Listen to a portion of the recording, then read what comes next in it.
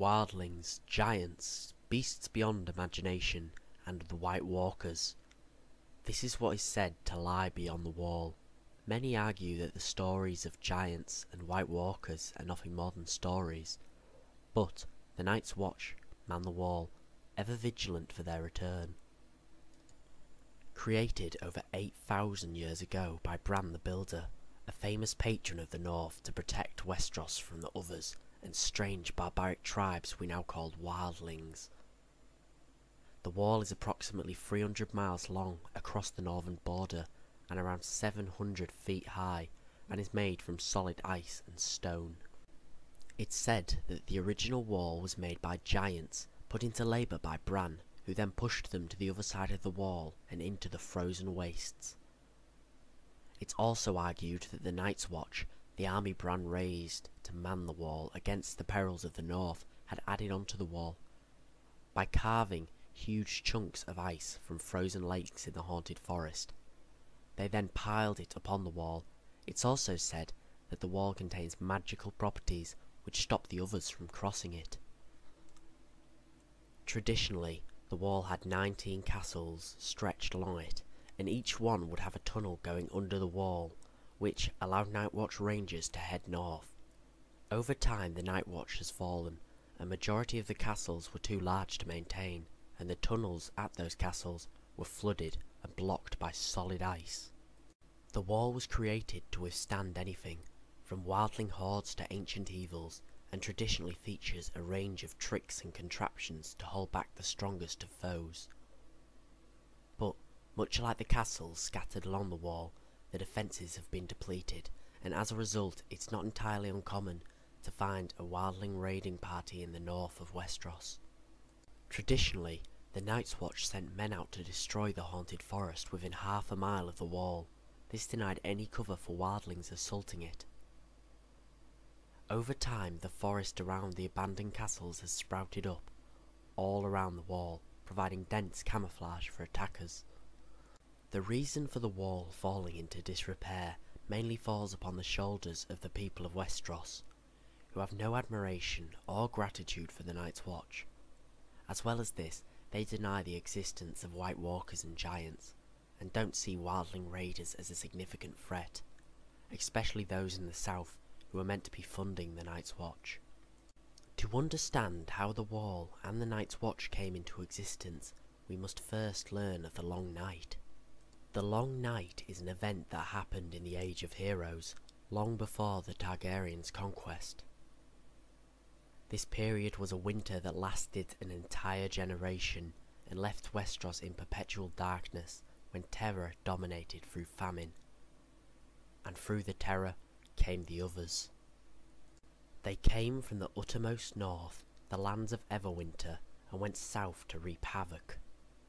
They raised wights, which are reanimated corpses with piercing blue eyes, and they wielded weapons made from solid ice, but could cut like steel.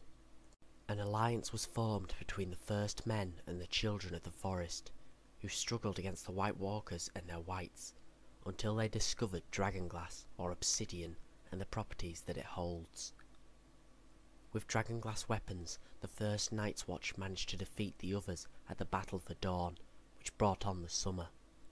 Interesting fact, one of the key supplies of dragonglass is on Dragonstone, the Targaryen fortress that is now ruled by Stannis Baratheon.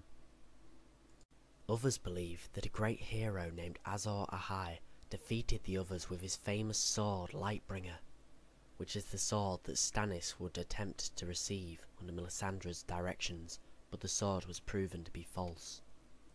It was after this when Bran the Builder erected the wall, and with this the Night's Watch Order was born. As one of Westeros's oldest orders, the Night's Watch has survived so long through maintaining a strict code of conduct. Split into 3 different groups, when a man joins the Night's Watch, he will be given one of the 3 roles, depending on his strengths. Any man that shows an ability at combat may be taken as a ranger. A ranger's job is to go beyond the wall and patrol the haunted forest. They also are responsible for stopping wildlings from gathering near the wall. As well as this, They track movements and gather information on the wildlings.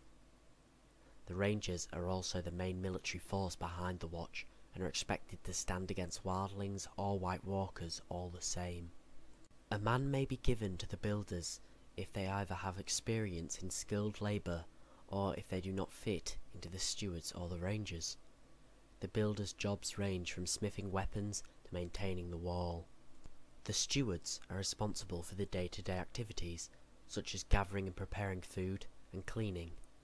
The more adept stewards are responsible for sending messages and keeping records of the watch. Men may be accepted into the stewards if they are either literate or simply not useful for intense labour such as building or ranging. The leader of the Night's Watch is the Lord Commander, who is voted in by the Night's Watch, unlike in most of Westeros where leadership is inherited. Any man can be voted as Lord Commander, but they must be agreed on by the head of each order.